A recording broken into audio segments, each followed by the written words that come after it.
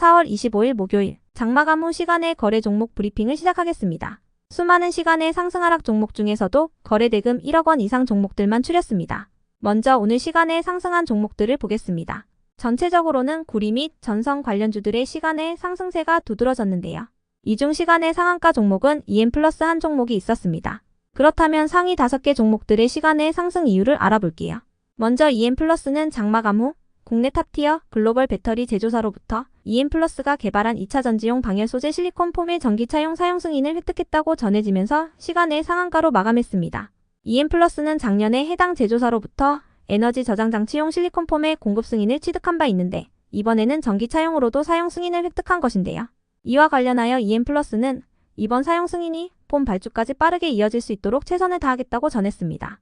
이어서 마이크로 투나노는 SK하이닉스가 20조 원을 투입하여 충북 청주시 낸드 플래시 생산기지에 디램 공장을 짓는다는 소식이 전해지면서 마이크로 투나노가 SK하이닉스의 5세대 고대역 폭 메모리 HBM3용 프로브카드 공급을 진행 중이라는 사실이 부각되며 시간의 강세를 이어가는 모습이었는데요. SK하이닉스는 급증하는 AI 반도체 수요에 선제 대응하기 위해서 이러한 투자를 결정했다고 알려졌습니다. 다음으로 대원전선을 비롯한 구리 및 전선 관련주들은 장마감 후 세계 최대 광산 기업인 BHP그룹이 경쟁사인 앵글로 아메리칸의 인수합병을 제안했다는 소식이 전해지면서 상승한 것이라 파악됩니다. BHP그룹의 인수합병 제안은 앵글로 아메리칸이 갖고 있는 구리 광산을 확보하기 위한 조치로 해석되고 있는데요. 작년 기준으로 BHP의 구리 생산량은 120만 톤, 앵글로 아메리칸의 생산량은 82만 톤으로 두 기업을 합치면 세계 구리 공급량의 10%를 차지하게 됩니다. 이러한 소식에 이틀 전 국내 전환사채 전환으로 추가 상장 공시가 올라오면서 약세를 보였던 대원전선을 중심으로 구리와 전선 관련주들이 시간에 상승한 것으로 추정됩니다. 다만 대원전선은 내일 전환사채 추가 상장이 예정되어 있다는 점 체크해 주시고요.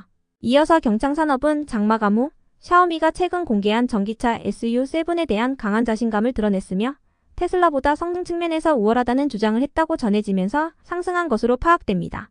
경창산업은 샤오미 전기차가 출시된 이후 경창산업의 부품 자회사인 KCW가 샤오미 관련한 레버 부품 공급업체로 선정된 것으로 알려지면서 샤오미 전기차 관련주로 강세를 보인 바 있습니다. 다음으로 선익시스템이 상승했는데요.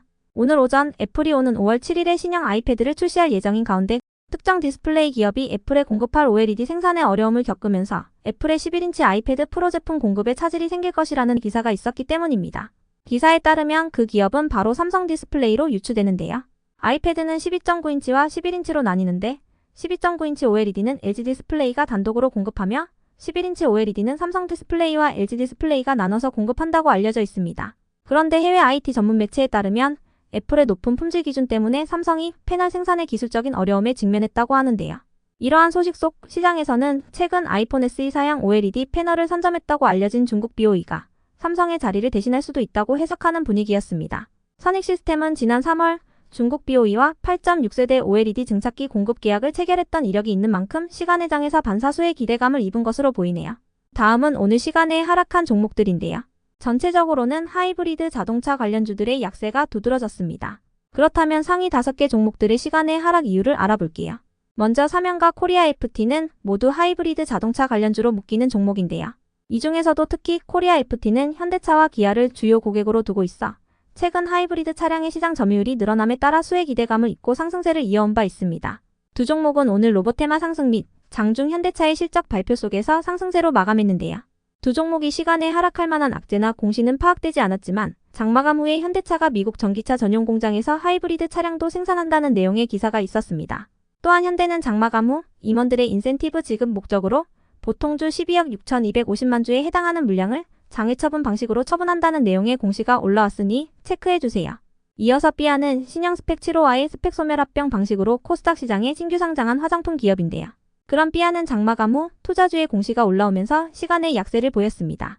삐아는 단일 계좌 거래량 상위로 내일 1일간 투자주의 종목으로 지정됩니다. 다음으로 흥하이오는 장마감 후 최대 주주 등의 소유 주식수가 1천만 주 감소했다는 전자공시가 올라오면서 약세를 보인 것으로 파악됩니다. 변동 사유는 단순 처분으로 변동 후 지분율은 79%에서 4% 줄어든 74%대입니다. 이어서 네오이뮨텍은 오는 5월 31일부터 6월 4일까지 미국 임상종양 학회에서 병용 임상 및 비임상 시험 결과에 대해 3건의 포스터를 공개할 예정이라는 소식 속 장중 상한가까지 터치했던 종목인데요. 그런 네오이뮨텍은 결국 상한가를 닿지 못한 채로 마감하면서 시간에 실망 매물이 이어지며 상승분 일부를 반납한 것으로 추정됩니다. 끝으로 전일 시간의 등락률 탑5 종목들이 오늘 어떻게 되었는지 추적해보고 마치겠습니다.